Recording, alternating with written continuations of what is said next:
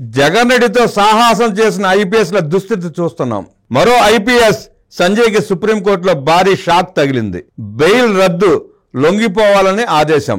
సంజయ్కే కాదు, హైకోర్టు న్యాయవర్గాలకు కూడా షాకే.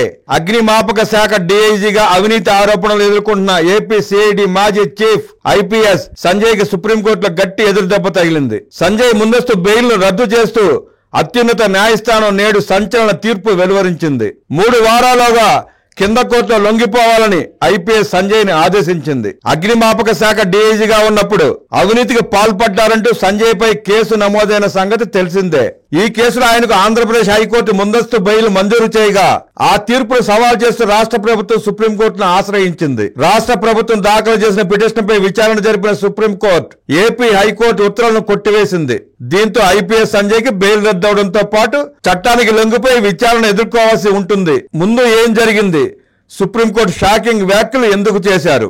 ఇటువంటి బెయిళ్ల విషయంలో సోషల్ మీడియాలో జరుగుతున్న చర్చకు స్పందనగా sorry to the state of affairs అంటూ వ్యాఖ్యానించిన ఒక హైకోర్టు న్యాయమూర్తి గతంలో ఇచ్చిన 49 పేజీల ముందస్తు బెయిల్ తీర్పుపై అత్యున్నత న్యాయస్థానం సుప్రీంకోర్టు తీవ్ర ఆశ్చర్యం వ్యక్తం చేసింది. జస్టిస్ అమానుల్లా నేతృత్వంలోని ధర్మాసనం ఈ కేసును విచారిస్తున్నప్పుడు హైకోర్టు బెయిల్ తీర్పును పరిశీలించి కీలక వ్యాఖ్యలు చేసింది. ఇది ముందస్తు బెయిల్ విచారణలా కాకుండా ఏపీ హైకోర్టు కేసు విచారణ జరిపినట్టు ఉంది, మినీ ట్రయల్ జరిగినట్టుగా ఉంది అంటూ తీవ్రంగా వ్యాఖ్యానించింది. ముందస్తు బెయిల్ పిటిషన్లలో సాధారణంగా కేసు వివరాల్లోకి ఇంత లోతుగా వెళ్లరని సుప్రీంకోర్టు అభిప్రాయపడింది.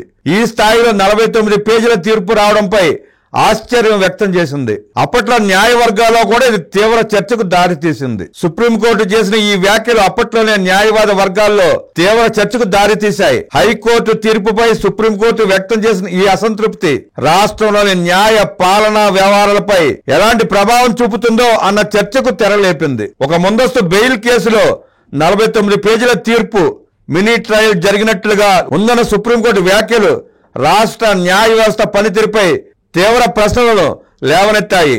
ఇది రాష్ట్రంలోని ఉన్నత న్యాయస్థానాలకు సుప్రీంకోర్టు నుండి వచ్చిన ఒక బలమైన హెచ్చరికనా అన్న కోణంలోనూ చర్చ జరిగింది. తాజాగా బెయిల్ ను రద్దు చేయడం ద్వారా సుప్రీంకోర్టు తన వైఖరిని మరింత స్పష్టం చేసింది. ఈ పరిణామం ఐపీఎస్ సంజయ్ తో పాటు రాష్ట్ర న్యాయ వ్యవస్థకు కూడా ఒక కీలకమైన సెట్ బ్యాక్ గా భావించబడుతోంది. Sorry to the state of bail affairs అని సామాన్యులు అనుకునే పరిస్థితి స్వయంకృత్యం.